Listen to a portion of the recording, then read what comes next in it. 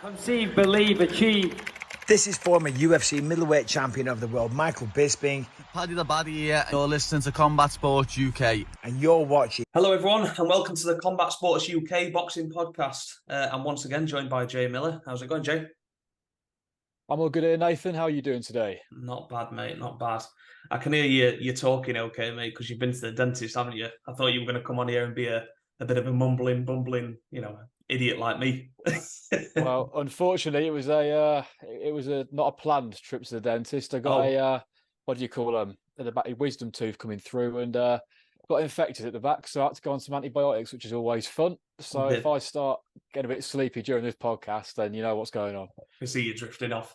Yeah, it's I can't fault you, mate. I mean, because out of the two of us, you're definitely the only one with a wisdom tooth. So I'll give you that one there before anyone else jumps in. I'd say positive mindset tooth. I'd say positive mindset tooth rather than. Yeah, well, you might be surprised today, mate, because there's going to be little moments. There's going to be probably something early doors, get it out of the way, but then I'm going to be optimistic from then on, hopefully. Yeah, hopefully. That's the plan. That's the plan. It can't be doom and gloom every week, which sounds like someone's been in my DMs and give me a bollocking, doesn't it? You know, a little bit, yeah. But you need to start making this a bit cheerier. Yeah. You'll be all right. I'm sure Matchroom haven't got in contact with you yet. You'll be fine. Well, no, it's a matter of time, mate. It's a matter of time. Yeah. So, speaking of Matchroom, we are going to start, actually, I said Matchroom, but we're actually going to start with Joe Joyce. I think that's probably the most, fitting place to start from last weekend. Obviously, Joe Joyce fell once more, and by fell, I mean fell flat on his face this time. To Zhang. So, thoughts on the fight, mate? I mean, obviously, we both said, didn't we, prior to the event, we both were picking Joyce and probably late. I admittedly said that was heart over head, but what were your thoughts on the fight itself? Just quickly, my outside shout last week for betting tips was the fight to end in the first 4 or 5 rounds. So there you you're go, welcome. Yeah, you've got to get it in nice and early. Yeah, just quickly, but I didn't say to who, so I'm not going to take that as a massive victory. But yeah, as a Joe Joyce fan, that was more disappointing than the last fight, to be honest. He didn't look in it at all. Probably looked a bit worse, to be honest. Just wasn't in it from the get-go. Didn't look like any improvements had taken place, to be honest. Was getting caught with the same shots as the first time. The added on weight obviously didn't help in the end, which we both commented on Twitter. We thought it might help with his chin, but didn't in the end. And now we're looking at a Joe Joyce that I don't really know where he goes from here. But over to you. What do you think about the fight, mate? I think that you're right. When we talked about the weight, we were kind of concentrating on how important it was for Joe Joyce not to come in light. I don't think it was a case of he needs to come in super heavy. It was just don't go against what you've been doing and try and be something that you're not. That was kind of the problem. I think when he hit the scales, I was quite pleased. And then Zhang hit the scales, who also came in heavier, and it kind of took that away instantly. Yeah. So it was an interesting one because there was probably more attention paid to the weight than there really should have been. I mean, if we were to look at it with a real focused mind in hindsight and look at the first fight, the reality is Joe Joyce was outclassed. And basically, Joe Joyce didn't really go away and make any improvements. He kept trying to just move over to the left just to avoid that straight left. But he was telegraphing what he was doing at every step. And, I've seen it before, bad knockouts. I think the Callum Smith one rings a bell. Who was it now? God, the name's escaping me now. But Callum Smith landed a beauty of a knockout because his opponent kept stepping right and he just waited for it and then just landed the big left hook. This was just a mirror image of that in essence. It was walked him onto the right hand, just through the left. And then when he actually threw the left, he never really intended to land that shot with anything. He was just setting up the right, and it was an absolute peach of a knockout. And it's definitely up there as, probably one of, if not the knockout of the year, mate. Yeah, 100%. I can't think of one much better so far. Maybe better Biev versus Yard at the start of the year. I'm trying to think of the heavier weight classes, but Ryan Garcia, Gervonta Davis maybe. But yeah, I mean, you kind of get a bit of what have you done for me lately, don't you? with this, not just boxing, with MMA as well. It's all whatever's fresh in the memory, but it definitely stuck out. To see a big man like Joe Joyce just go down like that and then kind of just lay in a cradled position, face down on the floor for a few seconds was. I think the bigger they are, it makes it a bit more tricky to see, doesn't it? Yeah, I think what Zhang showed in the first fight was, up to that point, Joyce had been marketed as the juggernaut. That's what he'd always been sold as. That's what all the pay-per-views were coming in. Well, not the pay-per-views, but the views were coming in by, and that's what he marketed himself on. Zhang kind of showed he can be got at, but still didn't knock him out. Still didn't get a finish technically, if you like. It was a doctor's stoppage, and that kind of chin myth, as we now know, was kind of still intact. But now it's not, and we can see that there's a game plan to beat Joe Joyce. And I don't really know where he goes from here. Maybe looking at more domestic belts from now on before the end of his career, but it's if he can motivate himself again. I mean, I said last week when we spoke on here, I thought it would be gloves down for Joe Joyce. If I thought we would see him hang them up if he was unsuccessful, and especially if he was unsuccessful in the way that he was. He didn't show any improvements, and it kind of showed that he doesn't belong at that top level. And at his age, to go away and reinvent yourself, it's just not going to happen. He'll be too old by the time he's reinvented himself, and all those natural attributes, if you like, will have left. So it's, as far as Joe Joyce, the top contender, goes, you're right, mate. I think that's a closed book now. I was disappointed to hear him not retire, not because I don't like Joe Joyce or whatever else. I just think he's accomplished so much already in his amateur career, at the Olympics, moving into the pro game. He's put on some great fights, some great nights. It's just, where do you go next? Like, what are you staying in the game for? Because, all right, you could argue he was right there, but there's a level of top heavyweights and top heavyweights, and we've all known that. And Zhang's maybe shown that he's just a step above that lower tier of top heavyweights, if you like. And, I suppose the interesting thing is, like you said, what comes next for him. Maybe there's a Dubois rematch. I'm sure that's something that Frank would try to make, because at this stage now, the way things have moved, you would maybe lean more towards Dubois. You could argue that, given what the first fight showed, and given the fact that Dubois, I'm not going to skirt around on eggshells and upset another promoter and fighter here, but it looked to me like he quit in that fight against CSUK. He could have carried on. It wasn't a heavy knockout. He was maybe gassed, but he made the decision to not continue, for me. So that fragility is still there. So whether we see the rematch or not, it's probably a good one for Dubois if he gets it back. But if he loses again to Joe Joyce after Joyce has just been knocked out by Zhang, it's a real bad look for Dubois as well. Well, what I was thinking, as Joyce was being outclassed by Zhang for the second time, was how bad does that make somebody like Dubois' loss look to Joe Joyce? How bad does that make Joseph Parker's loss look to Joe Joyce? Because they were both finished, weren't they? I am right in saying that they were both finished by Joe Joyce. And I remember watching those fights and thinking, "Oh, Joe Joyce is really good." But now looking at that, you're thinking, "Well, Zhang isn't top 4, top 5 quality really, and he hasn't even looked in the same league as Zhang." So for those kind of fighters to then lose quite in a dominating fashion to him, they've got to be sitting there thinking, "That's not a good look for me either." I think, had the fight been competitive between Joyce and Zhang, I think there's an argument there. I think there's some credit to what you're saying, insofar as it wasn't close on the first fight and it wasn't close in the second fight. It was just one fighter was significantly better than the other.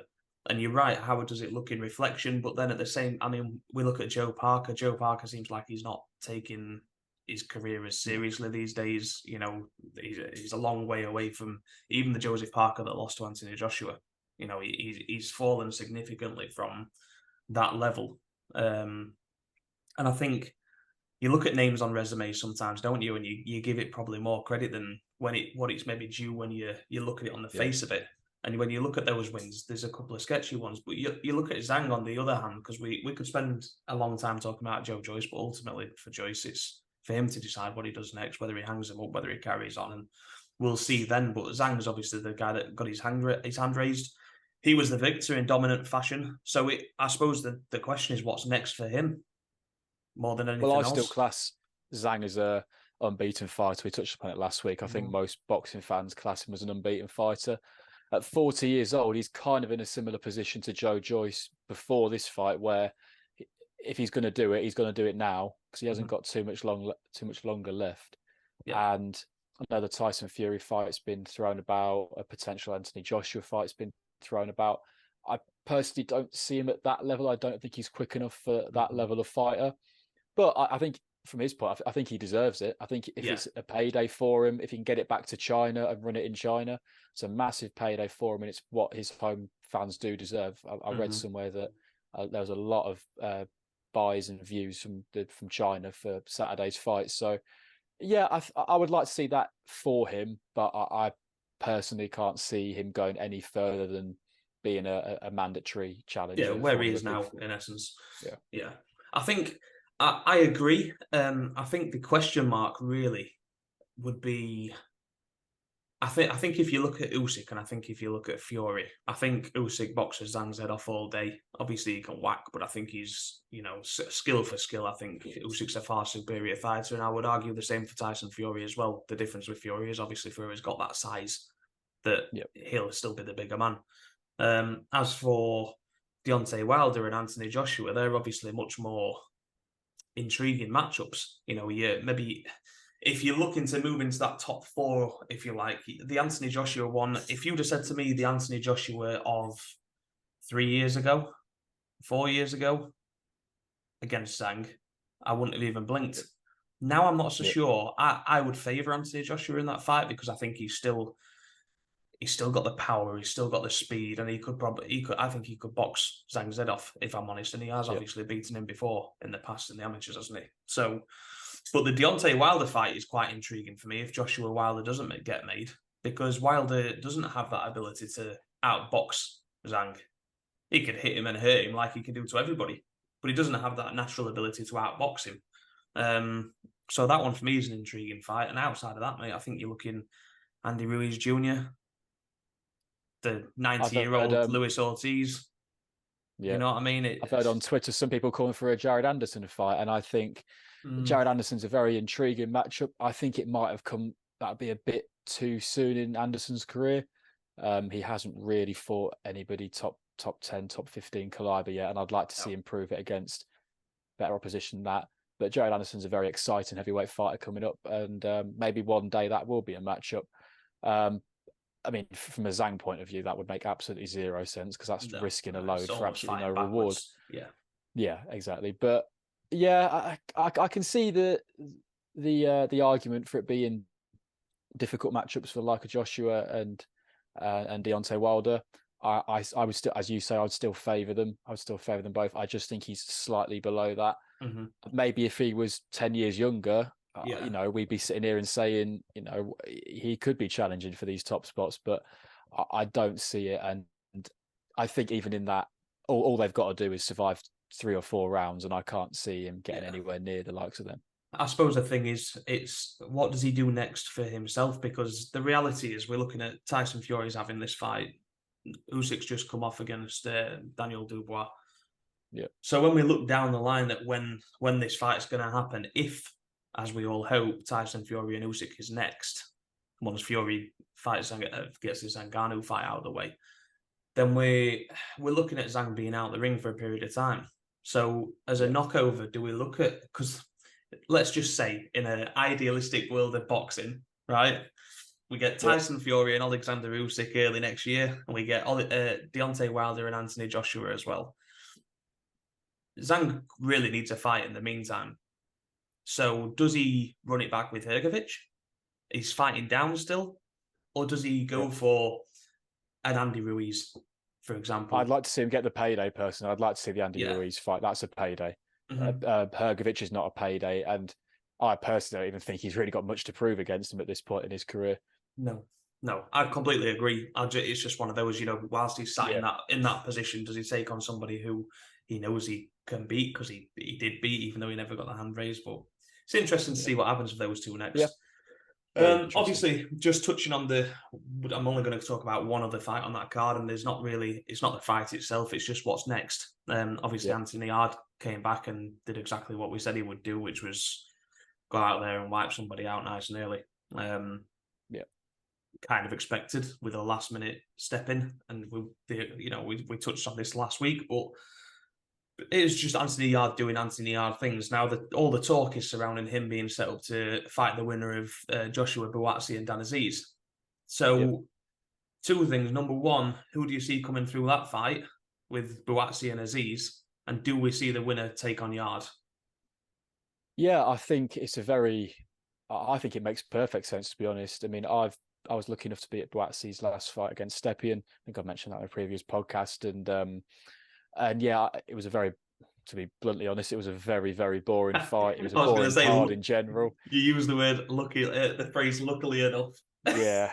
I was lucky enough to see Ben Whittaker's knockout. Yeah. I think Buatsi's a very good fighter. And what I've said before is I think Dan Aziz will bring the best out in him. I think that'll bring a performance out because he'll have to perform better than that. I think it has to. Yeah. And I think the thing for me is the winner of the Buatsi Aziz. They've been talking about it's the last challenge before going for Bivol and his champion and his belt, and I think they need one more fight before that personally, unless one of them wins in very devastating one-sided fashion. I think Anthony Yarde is almost the perfect fight for either of them because for UFC and MMA fans, he's almost like the Colby Covington or Robert Whittaker of the division, where he just can't seem to quite get to that champion level. But he's a top, very elite, world-class fighter. And I would love to see. I saw him calling out Buatsi on Sky Sports as well. Was it yesterday or the other day? Yeah. So I would love to see that. But what about you? Yeah, I mean, like you said, I think as far as the Buatsi Aziz fight goes, you're absolutely right. We're gonna have to see a lot more from Joshua Buatsi in that fight than we've seen from him to date. He's kind of flattered to deceive, and he's been slightly disappointing. He kind of had the Bivol fight there already, didn't he, with Matchroom, and then he chose to jump over to Boxer. And now obviously he's on the show. I mean, as far as that fight goes, if I was putting my money on it, I think you're right. Head says Joshua Buatsi will get it done because he'll step up. But just the eye test and what I've seen from both men so far, I would have to lean towards Dan Aziz as being I agree. The favourite based on recent performances. And if Josh Buatsi doesn't show us something that he hasn't shown to date, then he'll get found out against Dan Aziz, and we'll maybe see his level. As for the Anthony Yarde fight, I actually shout out to the Fight Disciples again, but I heard heard their podcast earlier on in the week where they were talking about this particular situation, and they were suggesting that whilst Aziz and Buatsi were figuring it out amongst themselves, Bivol didn't have a fight, and should Anthony Yarde just jump straight into a fight with Bivol? And I'd like to see that. I think it's a good challenge again for Bivol and Yarde. We've kind of seen it. We kind of know how that's probably going to play out, but you do know that Anthony Yarde's going to go and give it one hell of a go because he's shown that in the past against Kovalev and Beterbiev. I suppose the situation, like you said, with Buatsi and Aziz sitting where they are currently, you've got Callum Smith taking on Artur Beterbiev. So if Beterbiev wins that fight, then all likelihood is that Beterbiev and Bivol will face off for Undisputed.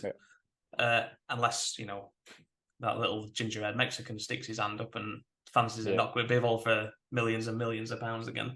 But if that's great for them two sitting there and waiting and hoping that that's going to be the outcome in essence. But the reality of the situation is if Callum Smith beats Artur Beterbiev, and we consider that for a moment, then there will be a rematch clause for that because this is boxing. So that's going to tie him up again, which kind of leaves Bivol free. So I can see why the fight would come to fruition potentially.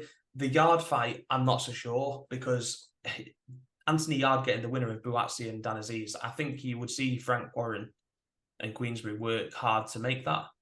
But Boxer have kind of shown the hand for me with Fraser Clark and that whole situation with Fabio Wardley. And I'm not convinced that they'd be happy for him going and fighting on one of Frank's shows, for example. And Frank, if we end up looking at any kind of bids to put this on, we all know Frank likes to smuggle them in and get the wins and put these events on. So I just don't see Boxer releasing Anthony Buatsi or Aziz, whoever was the winner there, to go and fight over on Queensberry's platform. So yeah, it's crunch time for Ben Shalom and Boxer a little bit at the minute, because fairly new promotion in the aspects of the world at the minute, but they haven't really got that big name, that world name, and this is a very big opportunity where if one of these fighters is to fight Bivol or is to fight Anthony Yard, at that point that is going to get global recognition, because Buatsi and Aziz aren't getting global recognition at the minute. But similar with people like Ryuk Poore and Natasha Jonas, people like that, who on a global level they aren't that name, but this is crunch time for them. And as you say, with the whole Fabio Wardley and Fraser Clark situation, that was the first opportunity to really see them work alongside other promotions, and they failed at the first hurdle. So if they can make it, it's not only is it amazing for UK fans, it'd be one of the biggest UK fights in recent years, but it's also, at that point, you're going to start getting global recognition. And I think Anthony Yard is somebody who does deserve a good payday as well. Yeah. But again, on a similar note, I'd like to see him against Bivol as well. I think he's shown he can do it at that level. And Bivol, for me, has been slightly disappointing since fighting Canelo, in terms of he got a very good win last time out. Yeah, but he's not been active enough. No. I mean, I suppose we don't want to get too tied up on this situation here. We'll move into the other show of the weekend, which probably has the bigger talking points. So we had the Hitchens Zepeda card. We'll start with the main event, just because I'm going to brush over it quite quickly, because I don't know if you got a chance to watch it, mate, but Hitchens was absolutely unbelievable.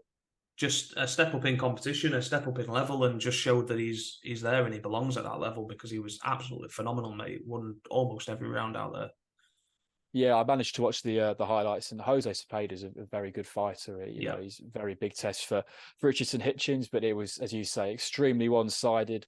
Looked in control throughout the whole fight. His movement was just frustrating.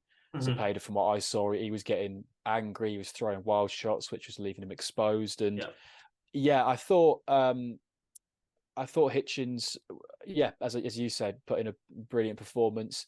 I thought he maybe looked a little bit better last time out against John Bowser when he got the knockdown and stuff like that.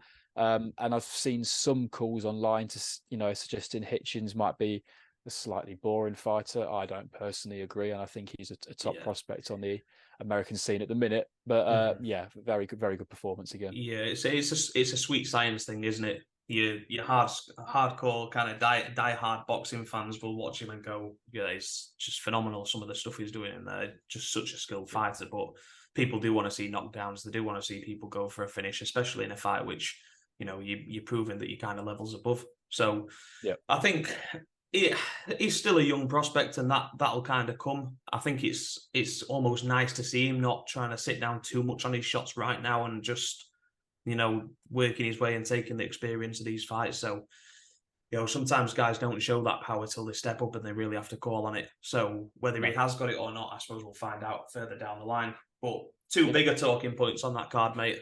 Where do you want to go first? Because we've got plenty to talk about with Sandy Ryan, and we've got my mate Conor Benn on there as well.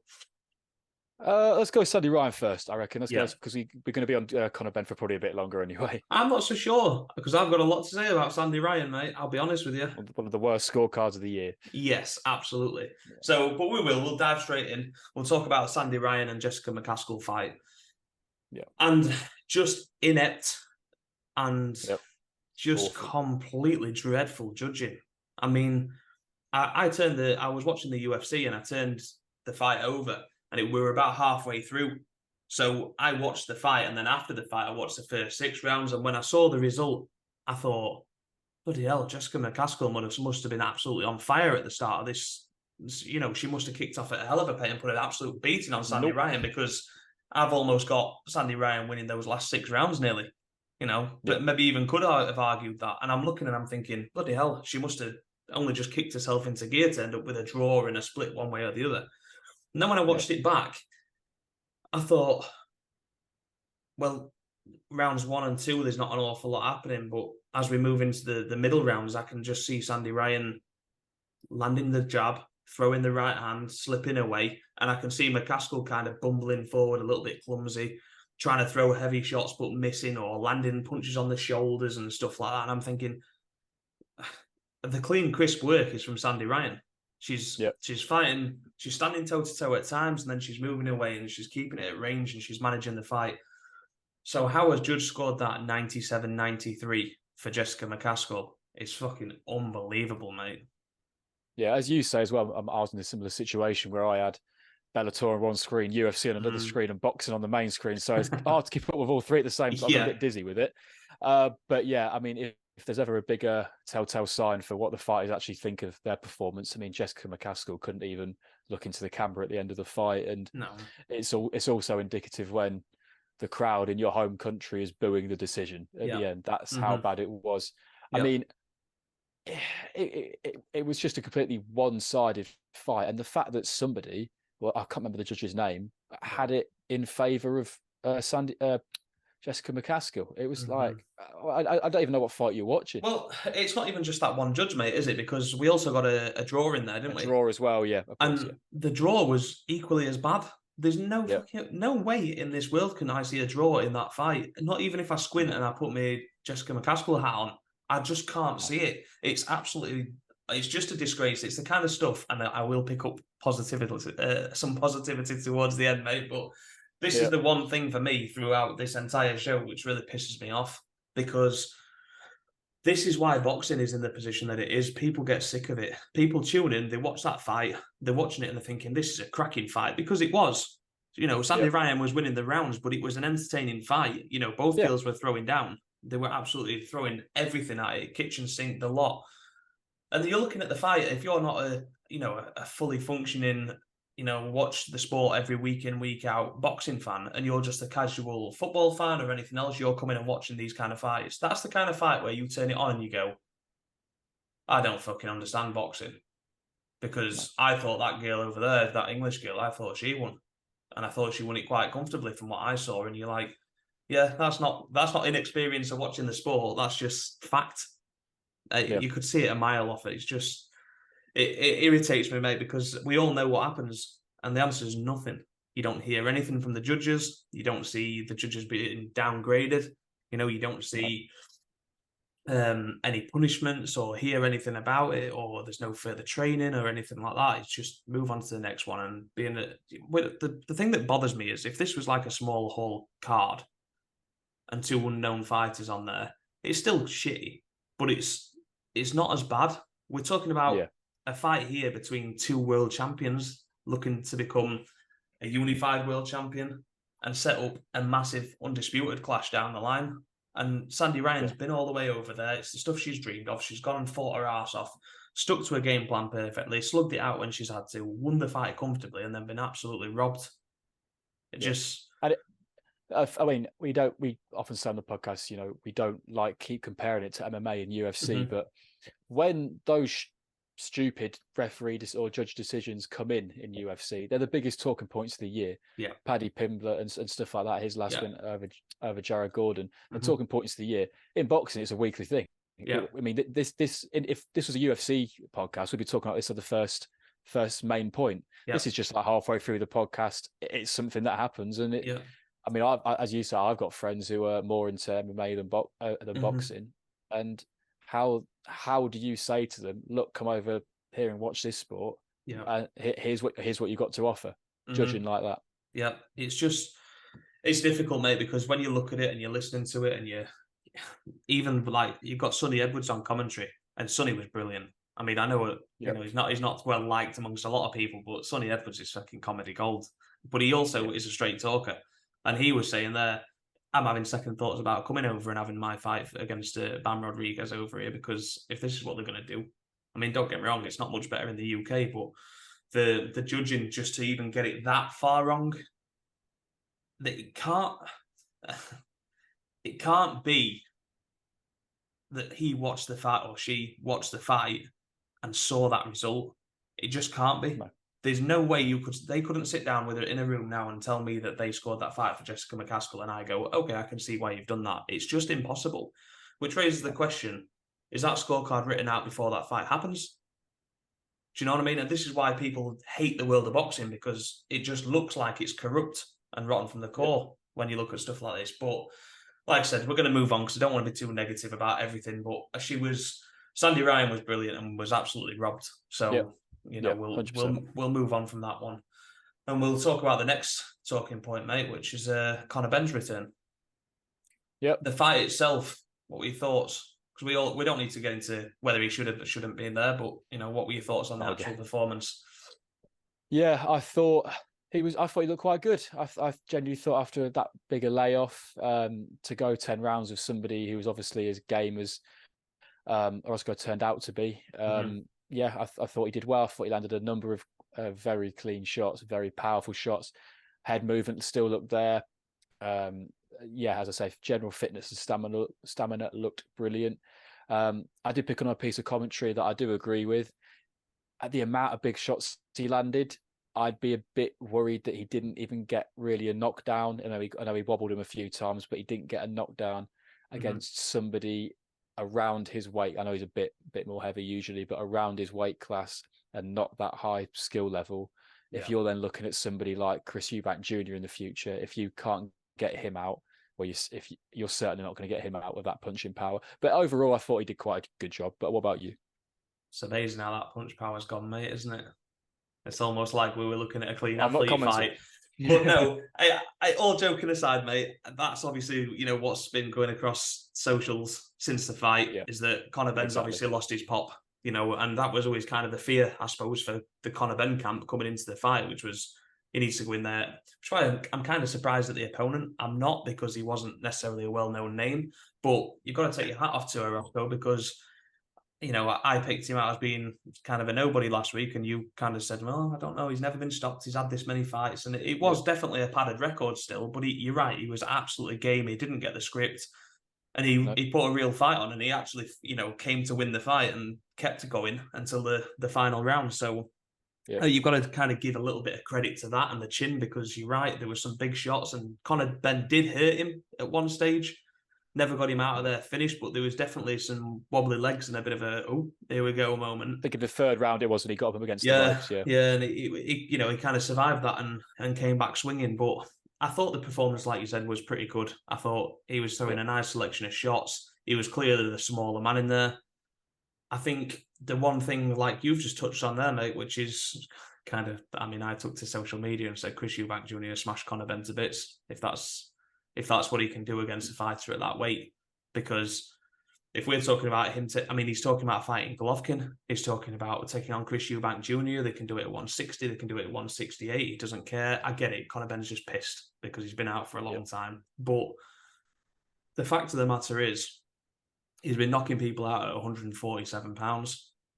He's now fighting at 160 pounds, for example, or 168, maybe with Chris Eubank Jr. When you look at Golovkin, you're looking even higher than that, more than likely. But the likelihood is that Conor Benn doesn't carry the power for the bigger guys. And that was always the thing. The only thing that ever made the Chris Eubank Jr. fight interesting for me in the first place when they tried to make it was the fact that they were sucking Junior down to 156, I think it was, wasn't it? Around that, I think 156, 157, And, we've kind of just seen Chris Eubank Jr. at 160 in the first fight against Liam Smith get cracked and knocked out when, he'd never even really been hurt prior to that. No. So, and big punchers like George Groves in there with him, for example. So I think a fully replenished Chris Eubank at 160 even, I think he smashes Conor Benn to bits, because I think the reality is Conor Benn for those 10 rounds threw plenty of punches, good little, uppercuts, left hooks, right hands, straight down the pipe, nice shot selection, work to the head, work to the body. But that's also what Chris Eubank Jr. does. And he's also got the engine to live with Conor Benn for a 12-round fight. He's got the size advantage. He's got the strength advantage. Chris Eubank Jr. not necessarily a one-hitter quitter kind of knockout guy, but we've seen him in the past hurt numerous opponents and get them out of there just from the constant barrage, if you like, and being relentless when they hurt. And yeah, I don't like the fight for Conor Benn, mate, if I'm honest. If I just put off my, dislike for the whole situation and everything that's gone on, I just, as a matchup, if he was talking about taking it at anything above 160 or above, I don't fancy his chances, whether that's Eubank or anybody else. No, I think, as you say, there's always the question of if he does move up a little bit in weight, will he have a bit more power coming in? I don't know. I think very difficult to judge because the guy, Orozco's obviously got a very good chin, but obviously so has Chris Eubank Jr., as we found out throughout his career. I do agree. I didn't think Conor Benn had the record to take on somebody like Chris Eubank Jr. before the whole debacle happened, and he certainly doesn't now with a 14-month layoff or whatever it's been. So if that Eubank fight's going to happen, I think he needs 2 or 3 harder fights at a higher weight to even prove he's going to last a few rounds of Chris Eubank. And I'd like to see Chris Eubank Jr. take on other opponents as well. I think there's more interesting fights from a boxing purist fan out there for him. But I obviously for the general public, that is the big money fight. Yeah, I mean, it's a strange one, isn't it? Because given where Chris Eubank Jr. is in his career now, I can kind of see why he would take the fight. For Conor Benn, I'm not really seeing the incentive unless he's looking for a big payday because he doesn't really believe he can get to another level. But from listening to Conor Benn and everything he says, I don't believe that's the case. I think he's as confident as anything. I mean, he was talking about Terence Crawford in the aftermath, for God's sake. And I think Conor Benn can get to a very good level, especially at his weight class. Despite the whole thing that's happened, I think he is a very good fighter with a lot of potential in the game. That's what surprises me. I mean, do I think he'll become a world champion at 147? I honestly think he could. I think he's got the skills. Yes. I think at that weight, he does carry the power. We joke about the tests and all the rest of it and the juice and whether that's where the power was coming from. But I think he has got a natural ability to knock people out. So I'd just like to see him continue at 147, maybe 154 if he really fancied it, but sort of going up and challenging at 160 or 168 and talking about Eubank Jr., I understand it for the name reference and the money. But like when he's talking about names like Golovkin, I kind of just give it one of them. Any sense at all? Head goes into the hands. I'm thinking even a 40-year-old Golovkin would smash Conor Benn to bits because he just couldn't handle the power. It's just as simple as that. So, and if Golovkin can take the power of Canelo at that weight, he's going to be able to take the power of Conor Benn at that weight as well. But I think we all know what's happening with that, mate. I think it's nailed on. I think we're looking at Chris Eubank Jr. and Conor Benn next. Whether it's when we look at this situation, I don't want to get too involved with it, but I do believe that somewhere down the line he'll fight in the UK again. Something will be happening. Someone will get a brown envelope, or there'll be something that comes out that kind of clears the name, if you like. Yeah. But I think we will see him fight, and I think we'll see him fight against Chris Eubank Jr. very, very soon. So we are going to take a quick break now from the Chris Eubank Jr. and Conor Benn scenario, let's say, and we're going to move into staying with DAZN, Frank Smith. So we'll be back after a short break. Cheers. In Combat Sports UK. Okay, hello everyone. We're back again. May even chuck a second break into this, depending on how far these next few conversations go. But we'll see where we end up. So I wanted to talk about Frank Smith's comments, mate. I take it you saw them. Yep, seen them all. Yeah. It's what I'd associate with Frank Smith, to be honest. But yeah, I'll let you go on with it. Well, I suppose for those that don't know, Frank Smith is Eddie Hearn's right-hand man at Matchroom's boxing. Or as Frank Warren often refers to him, is Eddie Hearn's lapdog. The reason I'm chucking that in there, again, not expecting a Matchroom sponsorship or Frank Smith to jump on the show anytime soon, but he kind of took a stab at the public, mate, didn't he? When he was asked about the Conor Benn situation and everything else. And basically, in essence, to summarise, and don't quote me on this, but word for word, I'll try and get as close as I can. Basically said that there was people like builders out there in the world who were commenting on social media about how Conor Benn shouldn't be fighting and what they thought about it and that he should be cleared, etc., etc. And what basically happened was Frank Smith continued to say it's fucking nothing to do with anyone like that. You don't know anything about the situation. You've got no right to know. You've got no right to ask. You've got no right to wonder, and you've got no right for anything else. Now, I don't know if you saw it, mate, but I did actually have a little stab at Frank on Twitter. I did not. Well, so I just replied to the video and kind of tagged him in it and said, with all due respect, Frank, without the builders and people in this world, from the working class and elsewhere that go out and spend their hard-earned money, whether it's on tickets to events or buying pay-per-views or even a DAZN subscription as far as Matchroom are concerned. But you've obviously got TNT doing boxing for Frank Warren.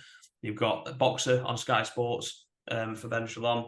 So it's that without the public input of money, you don't have anything your job's irrelevant. It doesn't exist. It ceases to exist. The money comes from fans buying into the sport. So when he sits there and says, builders who don't know anything about this have got fucking no right to ask, it boils my piss, because I just think, Frank, you're not reading the room, mate.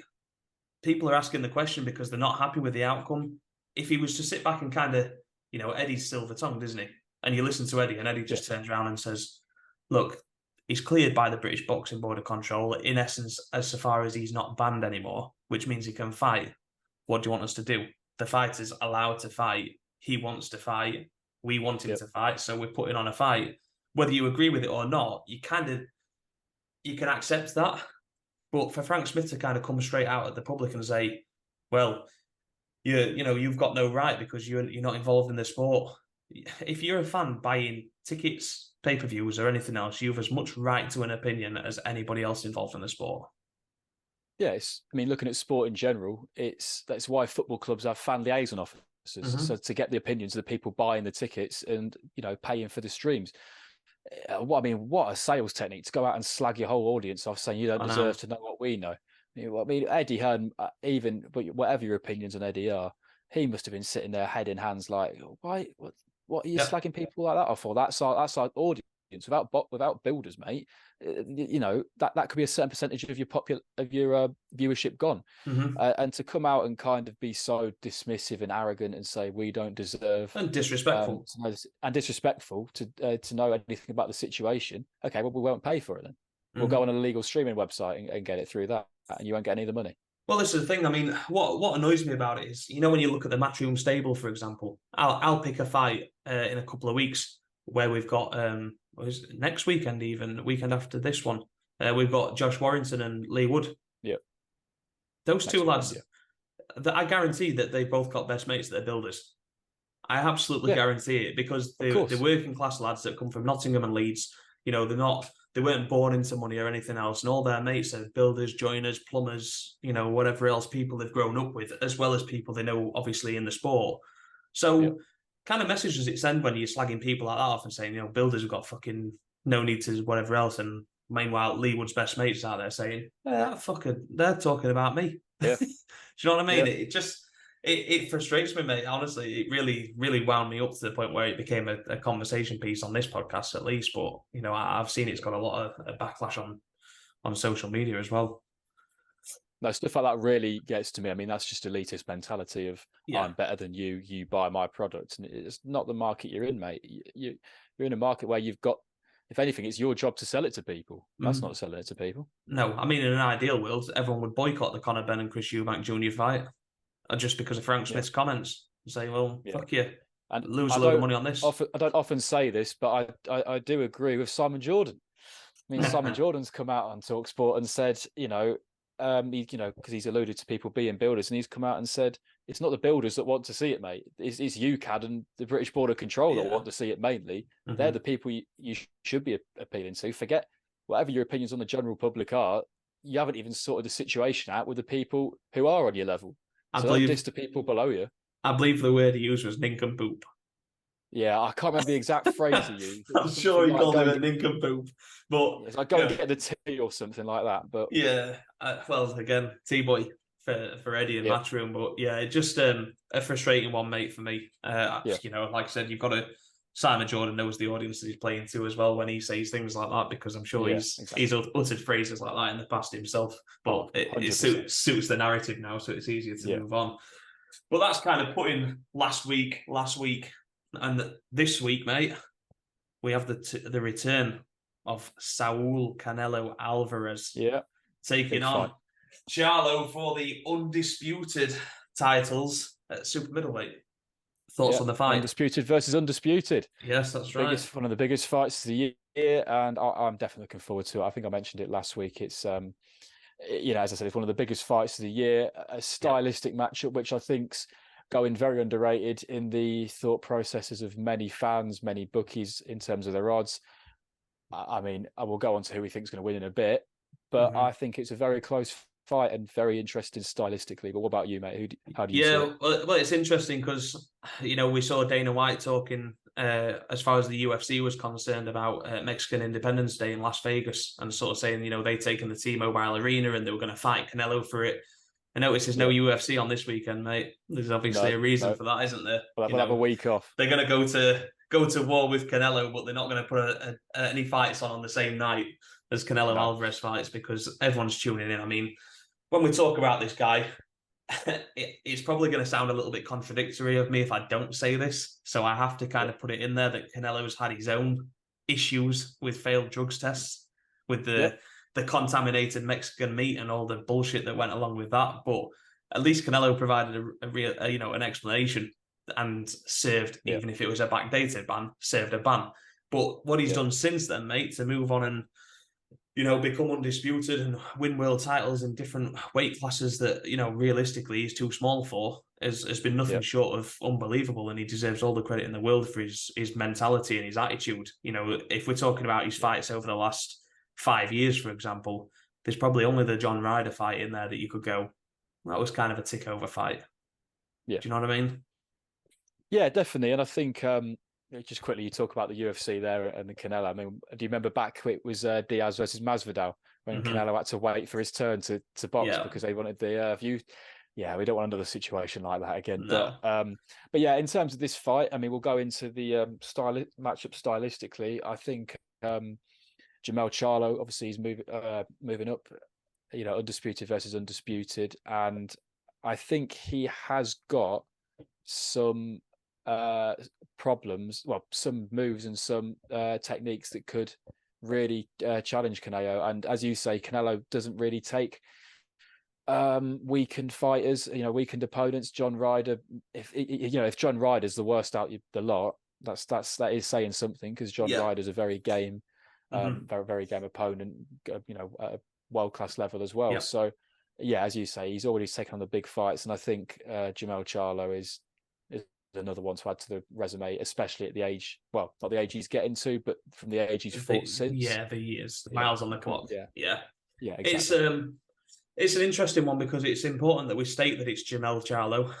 Because if you weren't a boxing fan and you went on social media and you had a look at the champions in weight classes, you would expect that it was Jermell Charlo that was challenging Canelo. It was this originally, weekend, wasn't it? Who it should have been, because Charlo is the bigger of the twin brothers. But Jermell ultimately is stepping up in 2 weight classes to fight Canelo. He's taking his shot at the big time. He fancies the fight. As far as the fight itself goes, mate, Jermell, I've seen a bit of talk recently, whether it's just mind games or not, but I don't think it is. Basically saying that he may not come in at 168 pounds, that he might come in lighter. He's not gonna go out of his way to put that extra weight on. He's just gonna come in where he feels natural, and if it's lighter, he's not gonna try and put the extra weight on. And it was refreshing and nice to hear that, because I think that would be the perfect strategy to beat Canelo. I think the lighter he is, he's not going to knock Canelo out. Let's be honest. Canelo's got one of the greatest chins in boxing and has arguably never really been hurt. We're looking at somebody, when we talk about recent times, at least, we're talking about somebody who's been in with Golovkin and stood toe to toe and beat the living hell out of each other on a number of occasions now. And, there was no real faltering. There was no real incident where he was severely hurt. The chin's there. So there's no real benefit to putting the weight on. We've just seen with Joe Joyce that you stick those extra pounds on. It doesn't necessarily mean you can take a shot against a bigger man, a bigger weight class, or a bigger man, obviously, in regards to Zhang being heavier. So him coming in light for me is a good strategy. I hope he does. I hope we see him around mid to low 160s, even if he comes in 165, something like that. It just shows he's not bloated and beefed up just for the sake of it. I think it could be really competitive, mate, if I'm honest, because one of Jermell's greatest attributes is his movement. And, he's got great footwork. And if we listen to Oscar De La Hoya's recent comments, Canelo Alvarez doesn't move his feet ever. And the way to beat him is to box and move. And I think that's right to a degree. I don't think Canelo has ever moved his feet that well. I think he's always been quite happy but the reason is because he's quite happy for his opponent to come at him. But we have seen incidents in the past with Canelo when, we've had people with slick footwork and good movement that have caused him trouble. And this might seem like a crazy comparison, that one which I might get quite a lot of shit for, because we're talking about a very different Canelo right now. But I was in Vegas, mate, and I was there at Canelo Alvarez and Floyd Mayweather. I watched that fight, right? And I have never seen such a dominant, one-sided display. And Floyd Mayweather was so slick, so smart, and Canelo was just chasing shadows all night. Yep. And that's what Jermell's got to try and do. But Jermell's the kind of fighter that can make that happen. Would I be surprised if he got caught and Canelo cleaned him out? No, I wouldn't, because he's naturally the smaller guy, and I think Canelo's more built into that weight class now. But I think the fight itself, mate, is really intriguing because Charlo has all the skills in the world to walk out of there the undisputed super middleweight champion of the world. Yeah, it's a bit of the battle of the left hooks, really, because it's really both of their best shots. Now, Canelo uses it in a different way. He uses it more in an attacking sense. He targets both the body and the head through the left hook, and he uses it in combinations. Charlo uses it more from a counter-punching kind of view. He'll slip the jab, he'll slip the right before unleashing it himself. Obviously, he can use it in combinations as well, but those world-class combinations of punches aren't something I'd really associate with Jermell Charlo, especially later on in his career. I think that stylistically could actually work in favour for him, because if he stands there and tries to trade in the centre of the ring with Canelo, I don't think that's going to work. I don't think that's going to. He's going to get caught at some point. Canelo works best when he's pushing people against the ring and he's unleashing shots. Yeah. Jermell Charlo is very good with his back against the ropes and counter punching. His left hook from the ropes is what has caught previous people in the past, like Castaño and stuff like that. And if you look at the Canelo Bivol fight, what was the shot that hurt him most? When he had Bivol against the ropes and Bivol countered with the left hook. Yeah, that could be the shot that does it. I think it's like you said, it's a fascinating clash of styles. I think obviously the big difference with Bivol is that Bivol was the bigger guy and looked the far bigger guy. But Bivol doesn't do anything extraordinary. He just does the fundamentals exceptionally well. He's a big guy. He's got good head movement. He's got good defense. He's got a great jab. And he, like you said, he was catching those left hooks. For Canelo, he's always been a pressure fighter. But what we see quite a lot with Canelo, and you can almost, to some degree, look at the Billy Joe Saunders fight. You can look at the Amir Khan fight as different ones. Yep. He's happy to lose rounds. Or, the Saunders fight wasn't necessarily losing rounds, but he wasn't getting to the target. He wasn't causing any damage. He was kind of just downloading the data a little bit, taking his time, never seems rushed. But we have also seen him do that and then struggle to actually pull the fight back. So I think it's really important that Jermell gets a headstrong start here and, puts a couple of rounds in the bank nice and early, because I do think we'll see Canelo go into the body quite a lot. I think that left hook to the body is definitely going to be something he's looking for to slow him down. If not for anything else, in terms of coming out the gates, it's more for confidence, if anything. You're getting in there with Canelo, one of the best boxers of all time. Yeah. You want those. If you can get those early rounds in and Canelo's going to be chasing you, that is then when you can start throwing your counter punches. And if those early rounds are so important, I mean, we talked about the Joyce Zhang fight last week, how important those early rounds were. And that's, again, what lost Joe Joyce the fight. Yeah.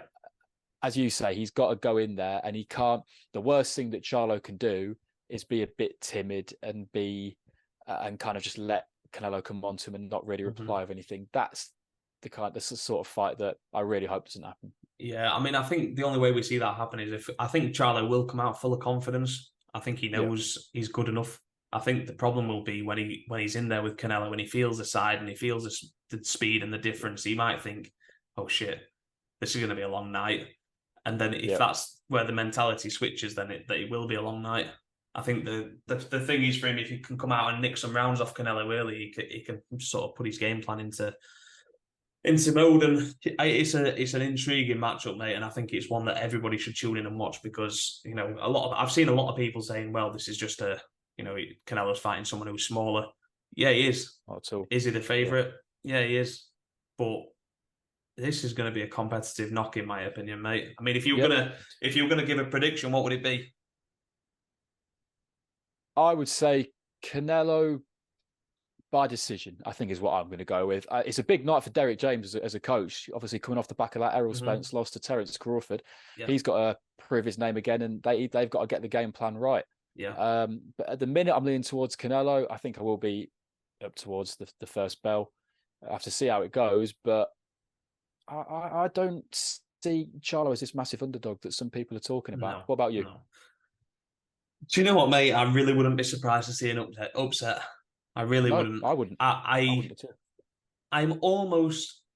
It's on the edge of my lips to say that I think Charlo gets it done on points, and the reason is I do believe Canelo's slowing down. The only thing that concerns me is that we all know he's had the surgery, Canelo, and he's supposedly now, according to Eddie Reynoso, his trainer, back to 100%, and this is the first camp they've had in a long time where he's been able to go full pelt. Now, trainers always say that. Fighters always say that. It's always the best camp. Every camp is the best camp they've ever had.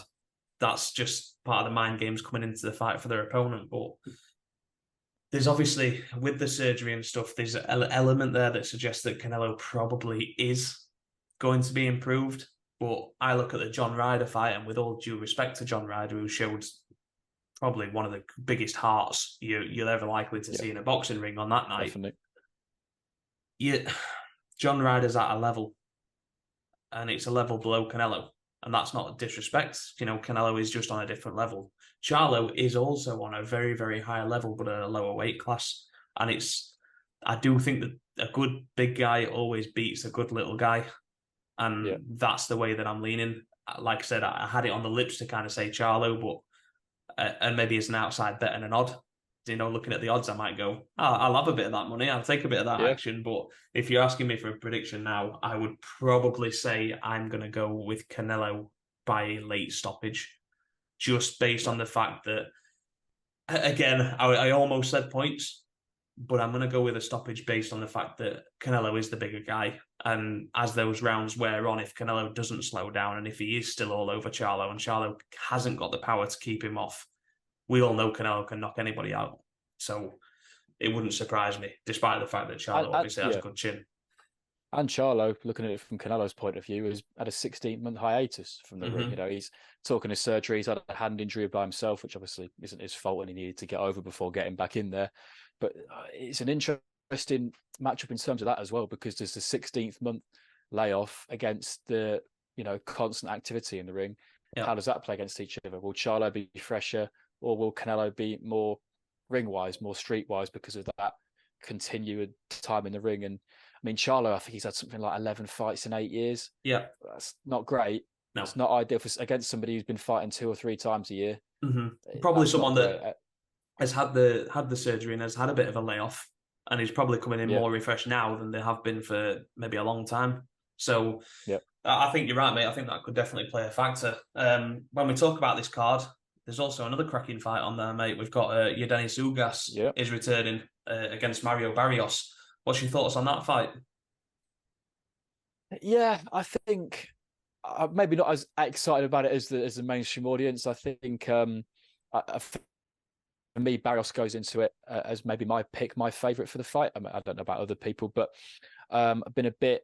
Ugas has been inactive for about 18 months now. I don't know how he's going to come into it. Obviously, Barrios has come against, Gervonta Davis and come up short, and against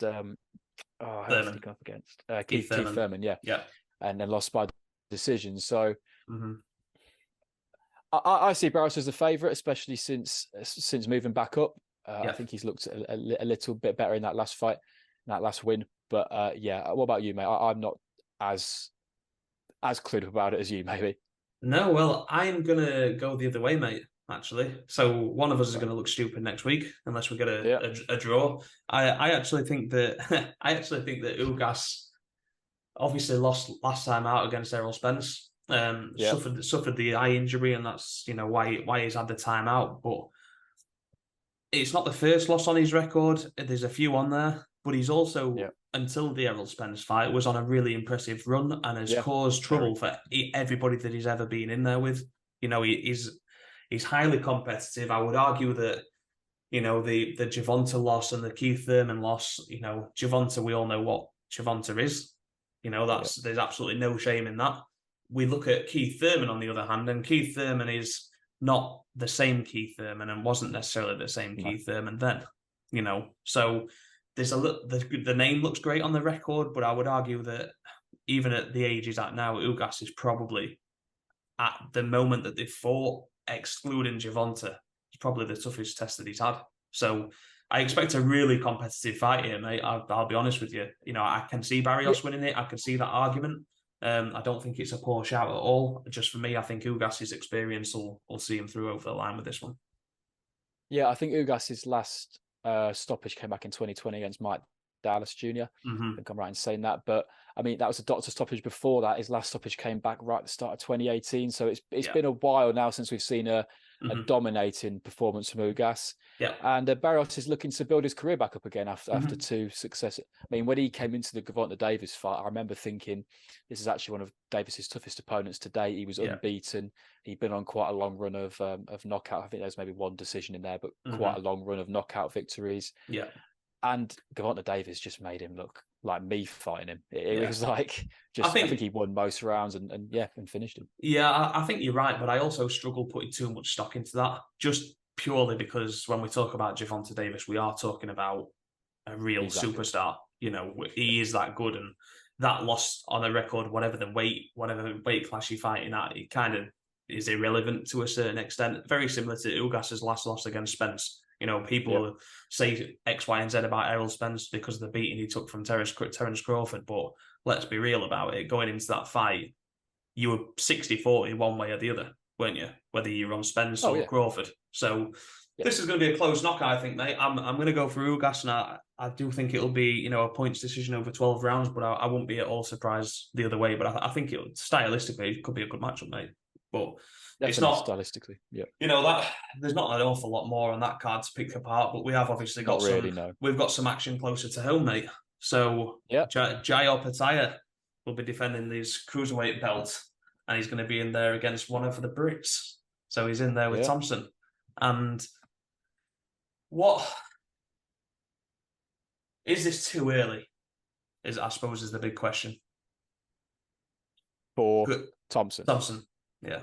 I mean, I think we look at the record. There's wins on there, but there's no real standout names as such. And Jayo Pataya also kind of came a little bit out of the blue, but has proven himself. I mean, we're looking at the best win for Pataya is obviously the win that he had against Breedis. Now, I suppose Breedis at the time was dressing up as bloody Super Mario and calling out Jake Paul left, right, and centre. Yeah. So was he really switched on and focused on that? Probably not. But nevertheless, that's an opponent that there's a win there. But probably Thompson's best win so far is probably the Luke Watkins win. Yeah. Which, don't get me wrong, was a great win, but I think to be I just can never say his name. Is it Vasil Dakar? I think that's how you say his name. He's obviously fighting against Siobhan Clark this weekend. But that is a difficult matchup for me. I think that's it's an awkward one, maybe more than difficult. That's maybe the better word. A good win, and as you say, Luke Watkins last time out, 6th round. Good performance. For me, Jayo Pataya is one of my favourite up-and-coming. Well, I guess up-and-coming is maybe not the right term, but one of my favourite fighters at the minute. It's an interesting matchup stylistically, southpaw versus an orthodox fighter. And I think although the Breedis fight, was you could argue it was Breedis in the right mindset coming into it. I mean, Jayo Pataya got his jaw smashed 10 rounds in and had to fight through that and really had to protect and stay in there during those later rounds. There's a reason he's the IBF cruiserweight champion at the minute, and there was talks of a Riak Paul fight coming up. which would obviously be a very good fight for us over here in Britain as well. Interesting fight for us over here in the UK. Yeah. Breedis had also, and lost to Usyk in his career. So, I think I'll be back in Jai Pattaya, but again, it's another matchup that I'm really looking forward to this weekend. Yeah, I think it's. I think Eddie knows what he's doing with this one. If I'm honest, I think this is hey, everybody look at Jai Pattaya, and I think it's just kind of a bigger introduction. The fact that it's over in the UK. And I think if he goes out there and he gets a win, which I think he will, I hope I'm wrong, but I think he will. I think, those bigger fights down the line, whether it be, a unification fight with Chris Billum-Smith, or whether it's, like you said, whether it's Riakporhe or even like a Spider Richards or someone like that, depends which weight class these guys are going to be continuing to fight at. But there's some good options out there at cruiserweight, and it'll be interesting to see, mate. It really will. But I'd be leaning towards Oppenheimer for this one. Yeah, Jordan Thompson's got a very tough fight in his hands because Oppenheimer is going to come out straight from the first belt, almost run to the middle of the ring and start fighting with him. So he's been for a tough night. But if he comes through it, then all of a sudden you've got a British fighter in your hands that is a very saleable asset as well. That's it, mate, and that's that. I'm sure that is the plan. It's a win-win for Matchroom. Like I said, they know what they're doing. The British superstar comes through. You've got a new champion in Britain. Jai Pattaya comes through and looks great. Then he's found a home in the UK where there's some big fights for him. So, yeah, definitely an interesting one, mate. Wanted to point to a fight elsewhere. Gassiev is going to be fighting Otto Wallin at heavyweight. So, thoughts on that one, mate? Because for me, I think that's a really intriguing matchup. It's not going to grab the headlines. It's not going to be all over the news. You're not going to see it unless you look for it this weekend. But it's an interesting fight. Yeah, for the Intercontinental heavyweight belt. And, I mean, I haven't heard too much from Otto Wallin since the Tyson Fury loss. I know he's gone unbeaten since, I think, and won last time out via decision. Gassiev, on the other hand, very experienced fighter on the European scene that, again, a bit like the Oppenheimer Thompson fight, it's an orthodox against the southpaw. That's always interesting in terms of stylistically, how do they train for it? How do they come into it? Gassiev, former cruiserweight champion. Again, sole loss come to Usyk. Amazing record that probably goes a little bit underrated on the whole European scene. Never even been finished. So Otto Wallin's got a very tough contest on his hands here. I suppose it's a tricky one, isn't it? Because you look at Wallin's run since, I've not got it up in front of me, but I know he beat Sokolowski and he beat somebody else along the way there that was a decent name. Hellerman Olguin, I think. Yeah, there's one escaping me from before. But you're right. I mean, you look at these two. Gassiev's only lost to Usyk, and let's be honest, there's absolutely no shame in that. And also Wallin has only lost to Tyson Fury, which again, there's absolutely no shame in. And neither of them were absolutely smashed to bits. They put on good performances. They were in the fight, especially Gassiev. But Wallin as well. Cut above Tyson's eye. I mean, but other than the cut, there was there's an argument to say that's kind of why the fight was the way it was. And obviously Wallin's been linked with, Anthony Joshua fights and other bits and bobs as tune-ups, but seems to be a little bit avoided, mate, if I'm honest. It's almost like that. It's that style, that some of the top boys are like, this is a name that's not really a name and is more of a risk than whatever else. I mean, I suppose for Gassiev, it's it's a good test for him at this stage at heavyweight, because I think if you get a win over Otto Wallin, it kind of propels him forward a little bit. And, we're looking at him being on the front, fighting on the fringe level, whether that be against like a Hrgovic or, somebody of that kind of ilk. So definitely an interesting Am I right one. in thinking this fight's in Turkey? It's in Turkey, oh, God, I don't know. I had to dig it out as it was. But yeah, early as predictions. You say, a fight of this magnitude, you'd be a bit... With any other fighter, you'd be a bit surprised if it was kind of going on in a country like Turkey. Early on, I say Gassiev. Gassiev knockout per stoppage, I would say. Ooh, big one. I go for. I think there's going to be one knockout this weekend. I've only predicted points so far. Yeah, do you know what, mate? I think I'll go with you for the exact same reason. I think it's a good knock. It's a real interesting one because I think Otto Wallin will be difficult. And obviously, we are talking about Tyson Fury, couldn't get him out of there, but where was Tyson Fury at that stage? Yeah. Was he really that interested? He obviously had the cut. I agree. I think if I was going to go for it, I would choose Gassiev to pick this one up. Other fights, mate. Jumping over to boxer. Caroline Dubois will be headlining. Interesting fight, mate. Interesting fight. She's in there with Rodriguez, and it's nice to be able to say that Caroline Dubois is in an interesting fight. Yeah. I've been... Sorry, as I said on previous podcasts before, I've, again, a bit like the Boazzi situation, I've been lucky enough to see Caroline Dubois fight twice live. I mean, the speed has always stuck out for me, but the opponents haven't. And what she's got here is a very experienced opponent.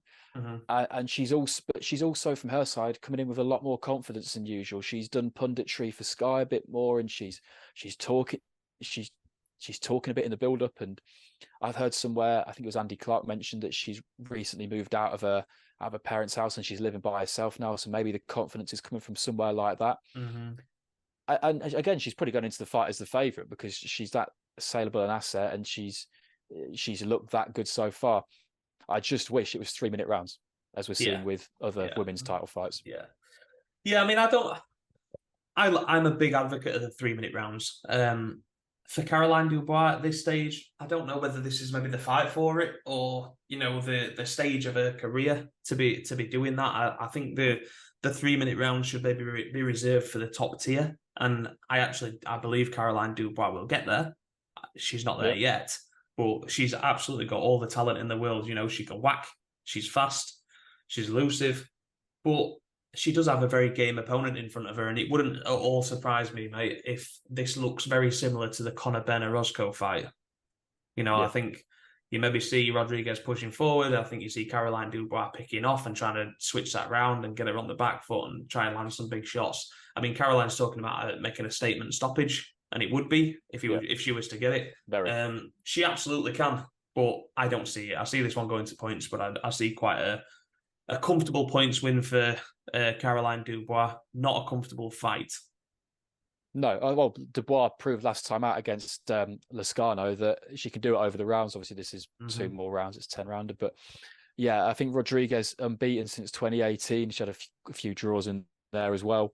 But very game opponent. It's for a world title. I know it's vacant, but you've gone from kind of fighting nobody's really straight in, but she's been thrown in the deep end realistically, and it's kind of not make or break is definitely the wrong phrase. It's a little bit sink or swim. Time to prove yourself. It's time to prove yourself. Like you said, it's no doubt it's a step up, and if she comes through it flying colours, then we're talking about a real top prospect. I think the difference with this fight is that Caroline's going to have to think her way through it a little bit more. I think with past opponents, she's just been able to kind of enjoy it and get her work off and kind of try some things out and do what she wants. Whereas this is going to have to be a bit more of a mature performance where she's going to have to, I don't mean she's been immature in others. I'm just saying that she's going to have a game plan, stick to it, think about what she's doing and kind of focus on the opponent a little bit. Whereas, in the past, she's kind of just done Caroline Dubois, which, you still want to see that because she's explosive, she's exciting, but, there is an element of take your time that you don't, sometimes going for knockouts and trying to fight that way against certain opponents just isn't the right way to do it. Of course, we want to see that. She's in a main event. She's headlining. That's what she wants, and that's what she'll be gunning for. I hope she does. I hope she gets it done. I hope she gets it done in devastating fashion. But for me, points victory.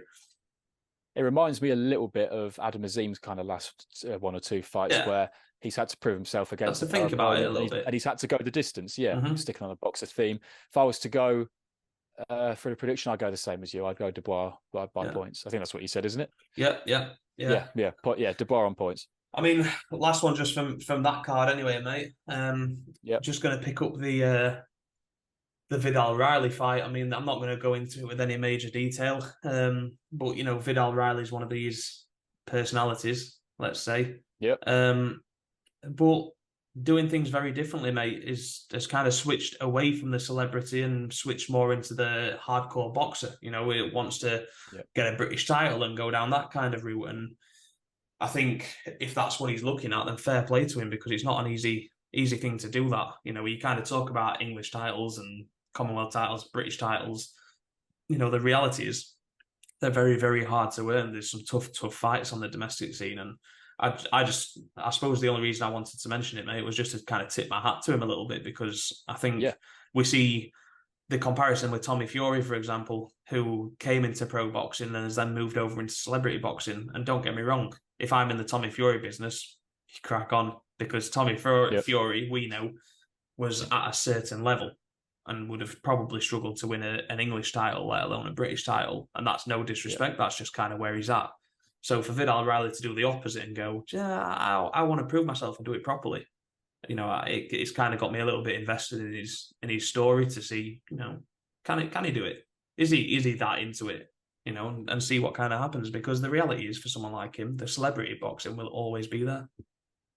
Yeah, and I think despite what you think of his involvement with the celebrity boxing, he's always come across as a very, very nice guy, a very down-to-earth guy, and somebody who knows what he's doing. I mean, to be a coach to another adult at that age is commendable in itself, whether you like celebrity boxing or not. And yeah, I'm just like you, commend him highly for going down this route, because this is the traditional route that you're kind of meant to go down as a boxer. As you say, he could have chased those bigger paydays.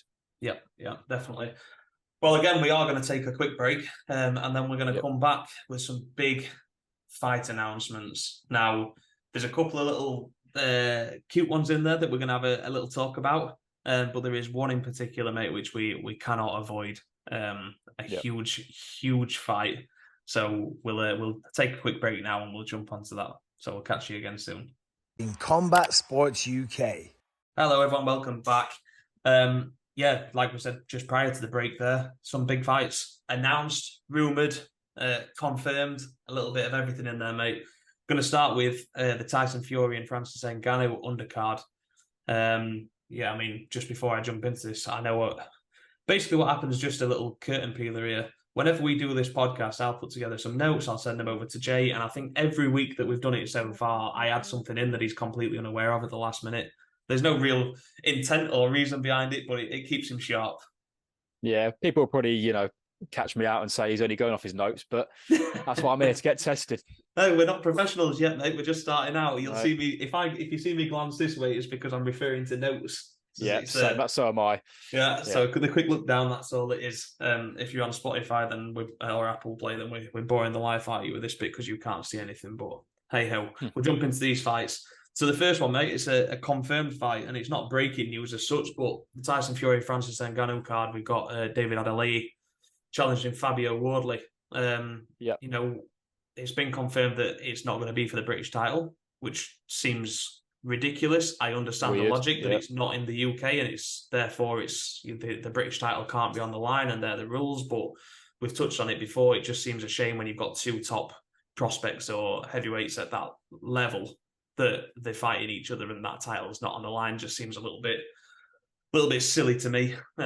This is the world we kind of live in now. Fights are going to go wherever, fighters are going to go wherever the most money is. And, I'm sure both these guys are getting weighed in quite well for this fight, over in Saudi. So kind of not being able to fight for that title just because of the venue you've chosen to go to, because it's more money, seems a little bit harsh on the fighters. I'm sure Fabio Wardley's not that fussed. But I'm sure David Adelaide is a little bit disappointed. Yeah, I've seen some videos of some animosity between the two. I think it was about 2 or 3 weeks ago now that something broke out between them, and we've previously alluded to what happened with Wardley and Fraser Clark and how it's all broken down there. But, from a Wardley point of view, 16-0, 15 KOs, obviously not a record yet. Nobody on the record yet to say, but an exciting fight nonetheless. And I'm definitely looking forward to a fight like this. I always think it's good when they can stack these undercards, because it's not something I really associate much with boxing, these undercards. It's an interesting one, mate, because you mentioned the scuffle, and there was a lot of rumours going around that Fabio Wardley wasn't going to be able to go ahead, and that's kind of why this news is broken today, saying this fight has been now confirmed, because they announced it. Had the press conference, got into a scuffle afterwards. David Adelaide just bang out of order, went over, picked a fight with Fabio Wardley whilst he was in the middle of an interview. The scuffle happened. Fabio Wardley got clipped, fell over, whatever you want to say, but ended up with a laceration on his face, which would have prevented him from sparring. But obviously, he's been cleared to crack on, or he's made the decision that he wants to get in there and probably smash David Adelaide to bits if he gets half a chance. Yeah. But it's a selling point. Yeah, it's a selling point, of course, but it's an interesting fight anyway, mate. I think where they're at, Fabio Wardley has shown that he's maybe a little bit lacking in some areas, but he's got heart and power, and he goes for the kill, so it makes him exciting. So from his side of it, I completely understand it.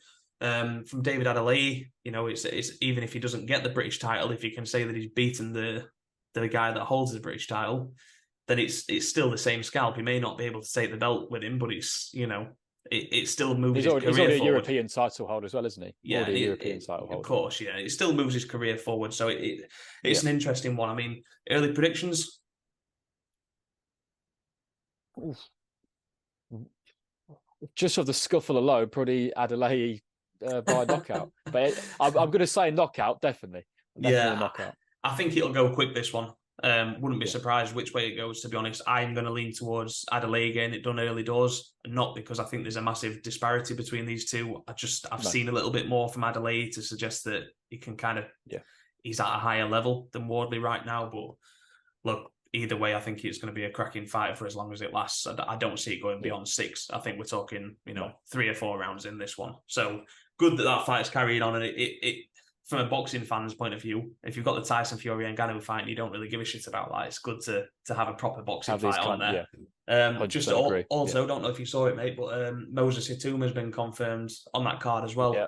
So, good for Moses to get out. He's fighting the undefeated TBA.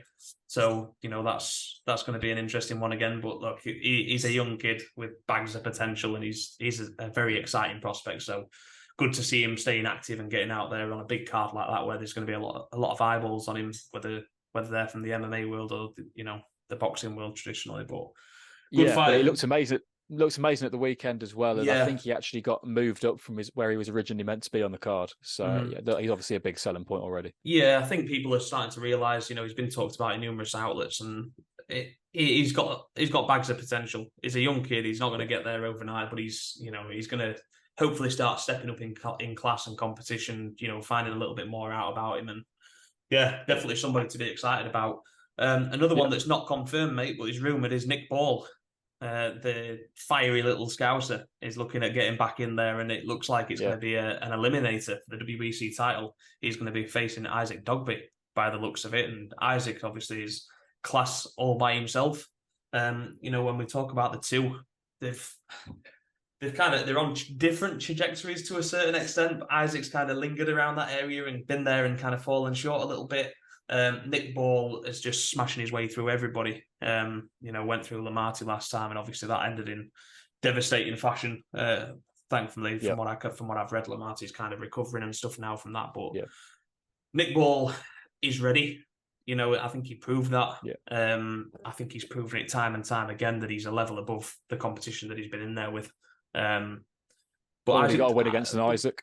Yeah, I mean, but this will be his biggest test to date. This is a much tougher Isaac. Will present a lot of issues for Nick Ball, but I like Isaac, mate. I'll be honest, but I think Nick Ball's special.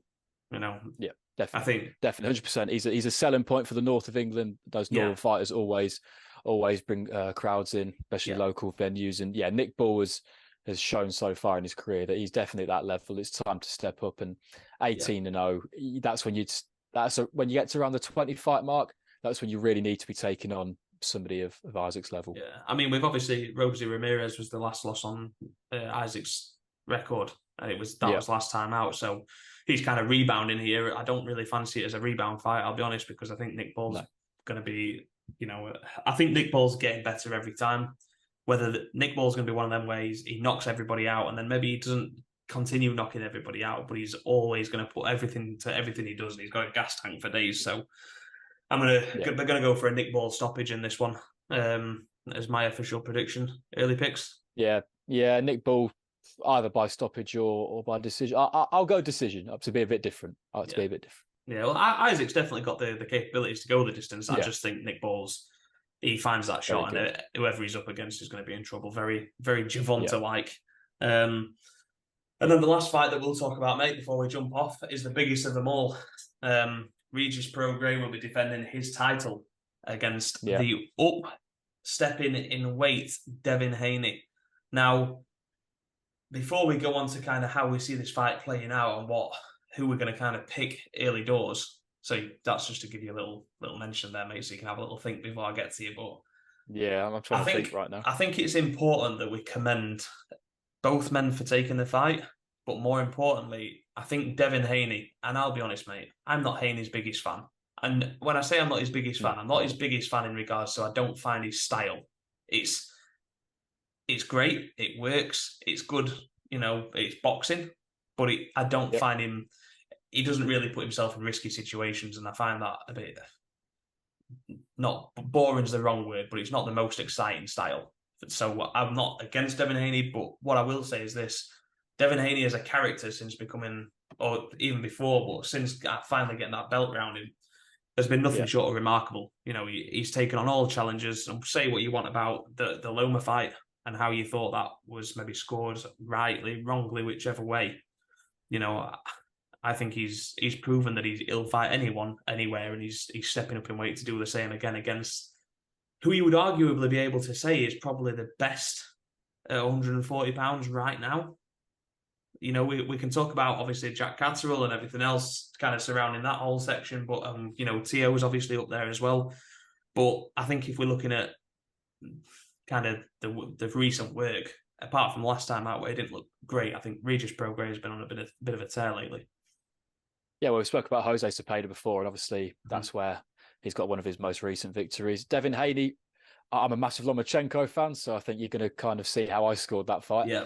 But again, when it comes to decisions like that, I never blame the fighters. It's not Devin Haney's fault that was scored that way. And he was definitely more than competitive. And, if it had been given maybe as a draw, it wouldn't have been the end of the world. But Devin Haney is certainly up there. He's starting to enter pound for pound top 10, top 8, top 6 territory. And a win against Regis will 100% put him up there. As we've mentioned, he's one of the most tough fighters at that level, and it's another fight to look forward to. Do you have the exact date of it? I'm not sure the exact date. It's the 7th of.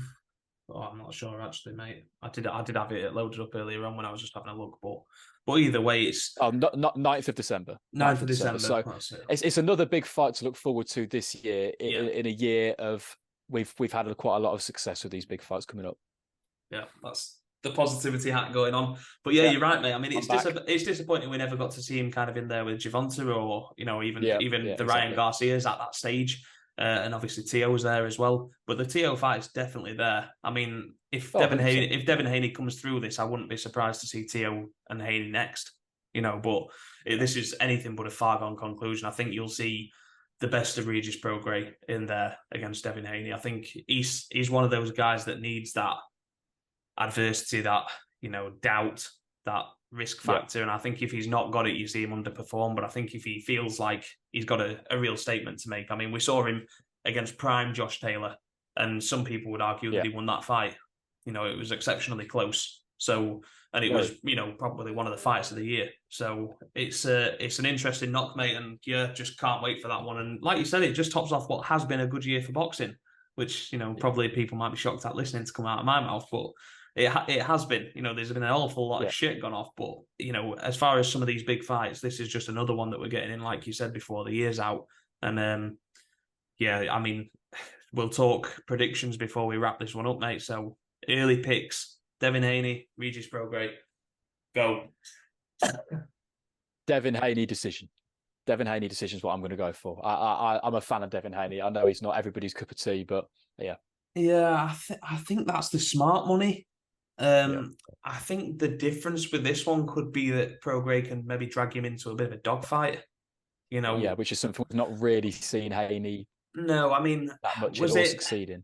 I'm not sure. Was it Haney Linares fight? Yeah. I'm not sure what you're talking about. Yeah. There was a little bit of that there, but I think Regis Prograis' game is I don't think he's necessarily the bigger guy. I think everyone can see, and could especially see last time out, that Haney was struggling at the weight. and has been for a while. So, you know, this isn't going to be something that comes down to size as such. I think you probably see a rejuvenated Haney and, you know, maybe even have a little bit more pop in his shots. But he doesn't sit down on them. He will try and box, and Prograis can whack. I don't see a stoppage, but I'm actually going to go towards Regis Prograis early doors, which I know is kind of going against the grain. You know, I could see I could see a UD for Devin Haney. I could see him outboxing Regis, but I just think that Regis is going to be able to drag him into a dogfight. So my early pick is, if that happens, if we're talking about a street fight here, I'm taking Regis Prograis all day. Yep, yeah, definitely. I think the only thing I give Haney in that sense is to go to Kambosos Jr.'s backyard and get a victory there. However you think that contest was scored, right or wrong, to go there and win in a hostile environment maybe shows the not street fight, but he's willing to face adversity. Yeah, but yeah, it's another one where it could be a 50-50 for all I know. I mean, for me with Haney, I give him all the credit in the world, and I'm not taking this against him. All I would say is, you know, when we look at Prograis, for example, he's been in there and he's lost to the best Josh Taylor that there was. And let's be honest, that version of Josh Taylor, fucking beating anybody. You know, he proved that. Undisputed champion for a reason. You know, Josh needs to move up to 147. And I've seen him talking about 140, but he needs to make that move. But I think when we talk about Devin Haney, you look at the Loma wins, and let's be honest, Loma's massively undersized. You know, he's taking fights at the weight that he's taken, and because that's where the big fights are, that's where the big money is. Yeah. But Loma's a naturally smaller guy and should be fighting at a smaller weight. Haney, on the other hand, has been sucking himself down to that weight for a period of time. So there's that. We're also looking at Lomachenko, who's not fresh, who's not young, you know, who's not necessarily the same that he was. I don't get me wrong, Loma's still unbelievable, but there's no doubting that he's getting on a little bit now. And when you look at the fight against Kambosos, or the two fights against Kambosos, you know, he was brilliant, Haney, and I take my hat off to him. But we've also saw Maxi Hughes box the socks off George Kambosos and get robbed. So, and Maxi Hughes, again, with all due respect, is very similar to like a John Ryder. He's at a level at the minute. You know, he's not saying he can't go to a higher level, but he's got all the skills and all the capabilities in the world. And he went out there and boxed Kambosos to bits and was robbed on the night there. So, you know, the Haney wins all of a sudden don't look as good. It more looks like Kambosos had the best night of his life when Teofimo Lopez had the worst night of his life. Yeah. So it's an interesting one, mate. It's but yeah, I'll probably change my mind 50 times before this fight. And that's only if I'm not asked more, you know. So it's a belt. Depends how the build-up goes as well. We don't know how the build-up's going to go either. It's a belt of a fight. It's a true 50-50. Obviously, it's a change in weight for Devin Haney, and it's one that Prograis is comfortable at. So interesting fight, but great to see. When we talk about super fights in boxing, we don't get them very often, and this is a super fight. So we've had the Ryan Garcia and the Gervonta Davis. We've had, you know, several others as we've gone along throughout the year, and, you know, we've had the Spence Jr., we've had Crawford, we've had others as well. This is just another cracking fight to end the year. So, I mean, if you across both sports, boxing and MMA, you know, December's going to be one hell of a month. Yeah. I mean, just before we do sign off, mate, it's in the Bam Rodriguez and Sonny Edwards have been everywhere, aren't they? Every screen you turn on and every social you go on, they're playing table tennis or on a punch bag. You know, they're doing something. So that's another one coming up in December, I think. So, yeah, interesting times, mate, and good times to be a boxing fan when we talk about fights. You can see the positivity in relation to the normal doom and gloom, but you put on it's simple. This is why I get annoyed, because you put on good fights. You can sing all day about boxing. It's the other shit. You know? Yeah. And it's probably because we're comparing it to 2022, which was the shittest year in the sport's history. Yeah. Like, you know, it's between the two, it's night and day. So I think this year especially has been a good one in recent memory. I'm just hoping, you know, when these big fights do come about, especially like, for example, Charlo Canelo this weekend, there's no controversy, there's no judges getting in the way, there's no ref getting in the way. I just want a good fight. Come on, mate, it's a Canelo fight. I'm never going to get it. It's a Canelo fight. If there's not dodgy judges at the Canelo fight, I touched on it earlier on. I was at Mayweather Canelo. I was there when Adelaide Bird scored that 114 draw. Yeah. You know, it's Canelo fight week, mate. Anything could happen, but let's just hope it's a cracking fight, and that's what we're talking about next week. Because for those listening and watching, next week's episode will obviously be a review of the fights that we've just spoken about. And it will also be a preview to one that the British fans can absolutely get invested in. We've got Josh Warrington taking on Lee Wood. So that one's going to be an absolute barn burner. Banger. Unfortunately, in Sheffield. But, don't get me wrong, just down the road. We move. Just down the road for me. But when you've got somebody who can fill Ellen Road and you've got somebody that can fill the Forest Ground, it seems ridiculous that it's on at the Sheffield Arena. But hey-ho, it is what it is. It's happening. It's happening. Do you know what's going to happen? It's going to be a close fight. It's going to be an absolute war. And they're going to say, you know what, we'll run that back next summer in a stadium. Yeah. That's the plan. Yeah, definitely. Yeah, it'll be a draw. I'm calling draw now. Early shout. Yeah, well, if it's boxing, mate, you never know. So yeah, we'll sign off at that on what's been, more or less a positive review and preview show. We'll be back next week to talk about what we've just discussed. So thanks for listening again.